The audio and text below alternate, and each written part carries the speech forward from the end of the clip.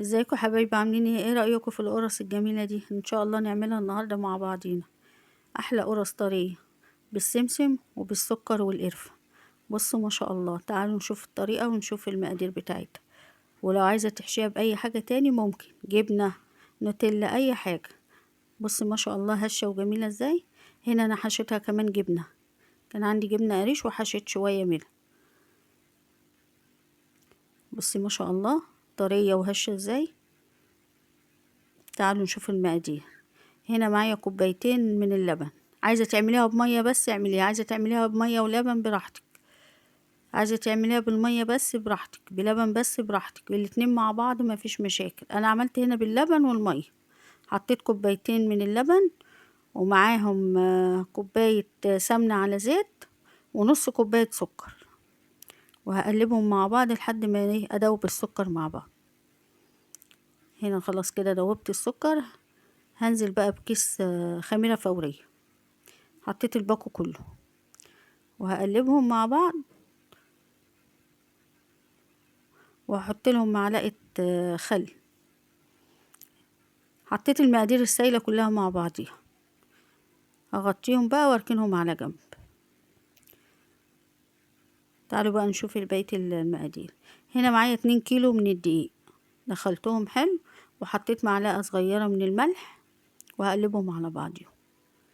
وبعد كده هجيب المواد السايلة وانزل عليها. كانت الخميرة هنا ايه اشتغلت واتفاعلت مع بعض.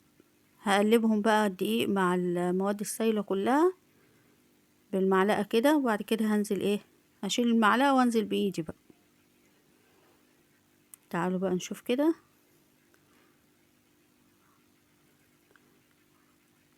خلاص كده نبدأ بقى ايه المعركة. هنبدأ بقى ندعك في الدقيق لحد ما ايه ما نخفيه خالص. هنا هنزل بقى بكوبايتين مية، يبقى كوبايتين لبن وادي كوبايتين مية. تلمي بقى في الدقيق على قد ما تقدري، وتجيبي من تحت لفوق كده لحد الدقيق ما يختفي، وتمسحي الطبق تنضفيه معاكي برضو من الدقيق. تلمي الدقيق من كل الجوانب زي ما كده شايفاني بعمل اهو.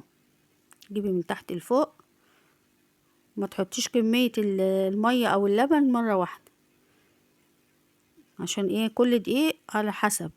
هنا زودت تاني اهو نص كوباية.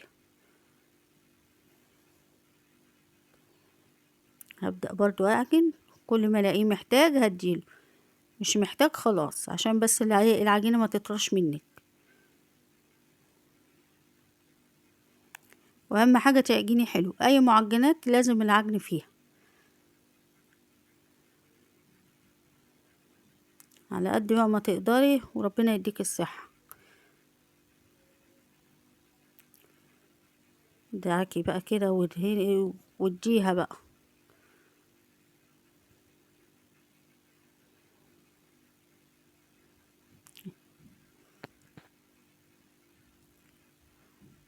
انا هنا كنت خلاص قربت اهو خلصت، وقعدت بقى ايه عجنت مع نفسي كده. هنا لسه هي عايزة محتاجة كده.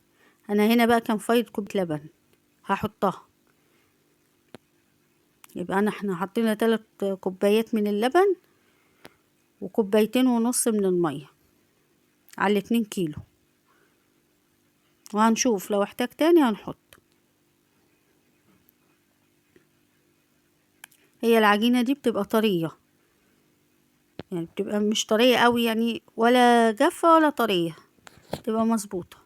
هنا انا خلصتها خلاص، هغطيها بكيس وعليه فوطة كده، وهركنها على جنبي لحد ما تخمر.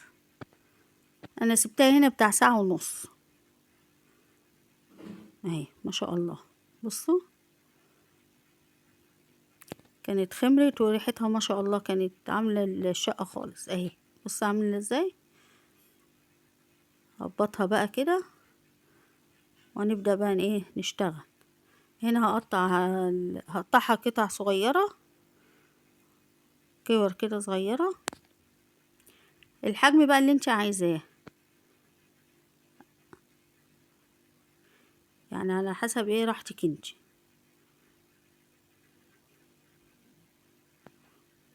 انا ما عملتهاش ولا كبيرة ولا صغيرة، عملتها وسط.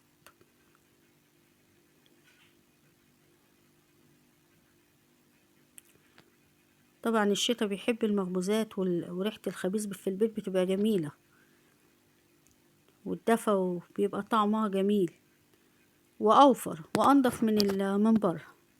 القرصة ب2.5 جنيه وملهاش اي لازمة، لكن دي ما شاء الله حاجة نضيفة وحاجة جميلة، وريحتها كانت خطيرة وجايبة اخر الشارع. يعني ما شاء الله ال2 كيلو رموا معايا كتير، انا ما بعدش، انا بخليها بالبركة، بس هم رموا ما شاء الله كتير معايا. عايزة بقى تحشيها بالقرفة والسكر، بس عايزة تحشيها شوكولاتة، عايزة تحشيها جبنة، انت وراحتك. المجال مفتوح قدامك وانت وراحتك، اللي انت عايزاه تحشيها بيه براحتك على حسب ولادك ما بيحبوا ايه. انا هنا عملتها معظمها بالقرفة والسكر، بس رجعت ايه عملت شوية بالجبنة.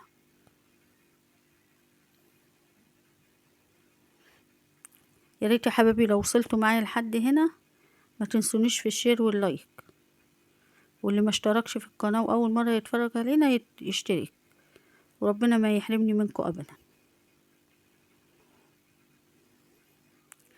انا هنا مش هعمل الكمية كلها، هعمل على قد التصوير بس، وايه وابقى الباقي بقى مع نفسي زي ما انتوا عارفين يعني. هقطع هنا شوية بس كده، اعمل صينية قدامكم، وبعد كده الباقي بقى انا مع نفسي كده هقعد كده براحتي عشان الفيديو كمان ما يبقاش طويل. وهغطي الكمية اللي في الطبق، وهغطي الحبة اللي انا عملتهم كورتهم. تعالوا نشوف الحشوة بقى. هنا معايا كوباية سكر، وهنزل عليهم بمعلقتين قرفة. القرفة بقى انت وراحتك، عايزة تخليها اقل خليها، عايزة تزودي براحتك. انا هنا بحب القرفة وولادي نفس الشيء، فهحط معلقة كمان مع السكر. هنزل بمعلقة يبقى 3 معالق على كوباية السكر. انتي بقى وراحتك، عايزة تزودي براحتك، عايزة تقللي مع نفسك، حاجة ترجع لك انتي. وهنا معايا كوباية سمسم، انا جايباه جاهز متحمص، يا دوبك نقيته كده بس هو كان جاي نضيف يعني مش محتاج كمان، بس زيادة التأكيد يعني. وهنا معايا يعني كوباية الا ربع مية، وهنزل عليها بمعلقتين سكر، وهدوب فيهم جامد لحد ما ايه السكر يدوب.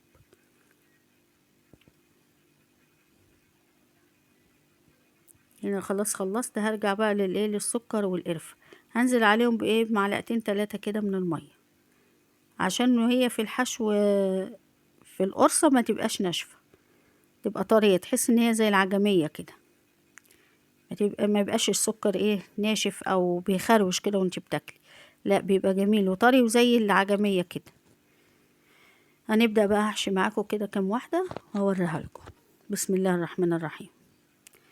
هنا هبططها اهي من الحروف اكتر حاجة، والقلب بتاع في القرصة هخليه ايه عالي اهو، ونلم الحروف بحيث اما اجي بقى ابططها ما تبقاش ايه فاضية من الوسط، تبقى مسنودة. هنزل في المية وارجع احطها في السمسم. وهنا معايا صينية مدهونة ايه نقطتين خلي زيت كده، واروح ايه دهناها. ادي واحدة كمان تاني،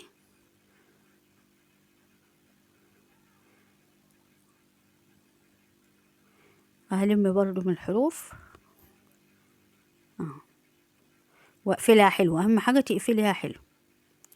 وهنزل برضو في المية وعلى السمسم، واحطها في الصينية، وسيبي فرق ما بين القرص عشان لما تخمر وتفرد ما تلزقش ببعضيها. هنا نفس الشيء، يعني انتي بتبططي الحروف بس، القلب بتسيبيه عالي شوية بحيث لما تيجي تلميها على بعضيها يبقى ايه من فوق ومن تحت مليانة، ما تبقاش فاضية اهو. هتلميها كده برضو وتقفلي عليها حلو،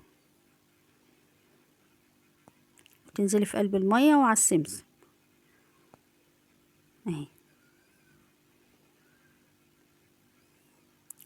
هتبططي كده حاجة بسيطة كده.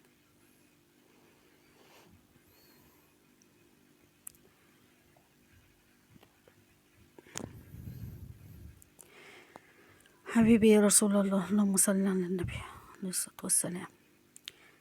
بصي ما شاء الله حاجات جميلة، وجميلة من ايدك لما تعمليها في البيت لولادك كده، منك بتفرحي ولادك، ومنها حاجة نظيفة وحاجة موفرة. يعني هي التكلفة طلعت احسن كتير ما تشتري من بره. يعني القرصة ب2 جنيه ونص، ملهاش اي لازمة، رقيقة كده ولا طعم ولا اي حاجة. لكن بصي بقى المنظر ده وانتي عاملاها بايدك كمان، وبيني وبينك بتبقى فرحة، يعني الولاد بتبقى فرحانة حواليكي كده.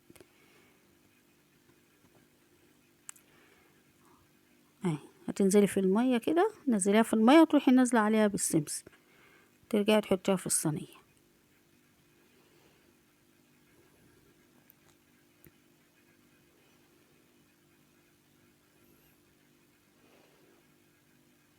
برضو نفس الشيء، اعمل معاكم كده كام واحدة لحد ايه عاملة بس الصينية كده.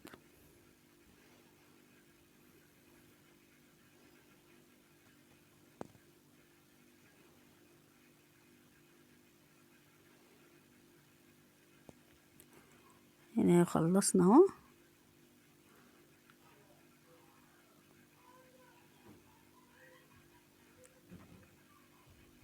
وتروحي مخلصة، ادي هنا خلصت الصينية، وهروح بقى اركنها لما تخمر، وبعد كده ادخلها على الفرن. انا هنا كنت خلصت خلاص الكمية كلها وبدأت اسوي. دي اول حاجة عملناها الصينية. هتحطيها بقى في الفرن اللي فوق الرف الاولاني، واعلى درجة عندك في الفرن.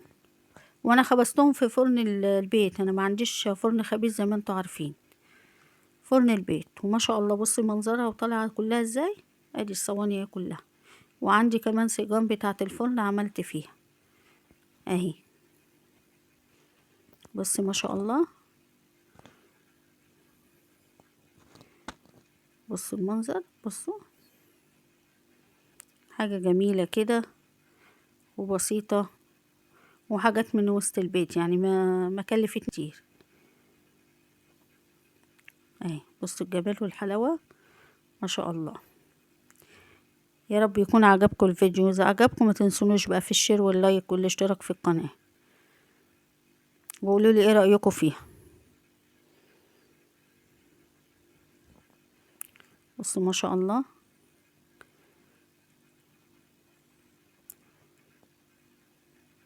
اهو. نجيب ايه